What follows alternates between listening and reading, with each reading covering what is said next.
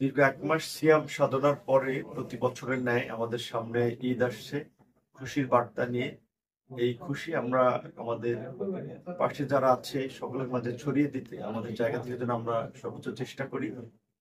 প্রতি বছরের ঈদের চেয়ে এবারের ঈদটা আমাদের সকলের কাছেই বোধহয় একটু ভিন্ন রকমের।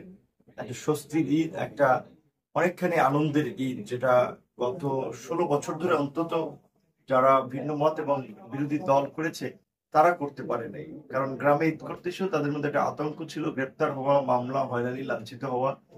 এবং বিশেষ করে প্রতি বছর আমরা যেটা দেখেছি ঈদের ক্ষেত্রে ঘরমুখী মানুষের যে একটা ভোগান্তি, এবার কিন্তু একেবারেই ব্যতিক্রম চিত্র। আমরা দেখছি রাস্তাঘাটে সে ধরনের যানজট নাই, ট্রেন স্টেশন কিংবা লঞ্চ ঘাট, সেখানে স্বস্তির একটা যাত্রা মানুষের। এবং সবচেয়ে বড় কথা, এই ফ্যাসিবাদ পতনের পরে দল মত নির্বিশেষে সব মানুষ যেটা বলে যে নারীর টানে গ্রামে ফেরা, বাড়ি ফেরা, সেখানে নির্বিঘ্নে ফিরে আনন্দের সাথে এই ঈদকে উপভোগ করার জন্য তার আত্মীয় স্বজন প্রতিবেশীদের সাথে আনন্দ ভাগাভাগি করার জন্য অনেকেই গ্রামের বাড়িতে এসেছে, যাচ্ছে। আমি নিজেও প্রতি বছর ঈদ গ্রামে করি। এবারও আমার নিজের গ্রামের বাড়ি চরবিশ্বাস, সেখানেই করতেছি।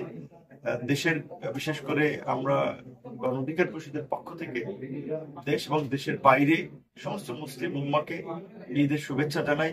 ঈদ মোবারক। পাশাপাশি গলাচিপা দশমিনার জনগণকে বিশেষ শুভেচ্ছা জানাই, কারণ আপনারা জানেন যে গলাচিপা দশমিনা নিয়ে পটুয়াখালী 113 যে আসনটি সংসদীয়, সেখানে ইতিমধ্যেই গণ অধিকার পরিষদের পক্ষ থেকে আমি নির্বাচন করার ঘোষণা দিয়েছি। অনেক আগে থেকেই আমরা এই নির্বাচন কেন্দ্রে একটা প্রস্তুতি কিংবা আসন গোছানোর জন্য কাজ করছি। আমাদের পাশে, আমার ডান পাশে আমাদের গলাচিপা উপজেলার আহ্বায়ক জনাব হাফিজুর রহমান মাস্টার আছেন, সদস্য সচিব আমাদের জাকির মুন্সি ভাই আছেন, গণ অধিকার পরিষদ গলাচিপা উপজেলা তথা কেন্দ্রীয় কমিটির পক্ষ থেকে গলাচিপা দশমিনা দেশ এবং প্রবাসী সকলকে ঈদের শুভেচ্ছা, ঈদ মোবারক। সকলের ঈদ ভালো কাটুক, সকলের জন্যই ঈদ খুশির বার্তা বয়ে নিয়ে আসুক, সেই প্রত্যাশায় আমার সকলকে জানাই ঈদের শুভেচ্ছা, ঈদ।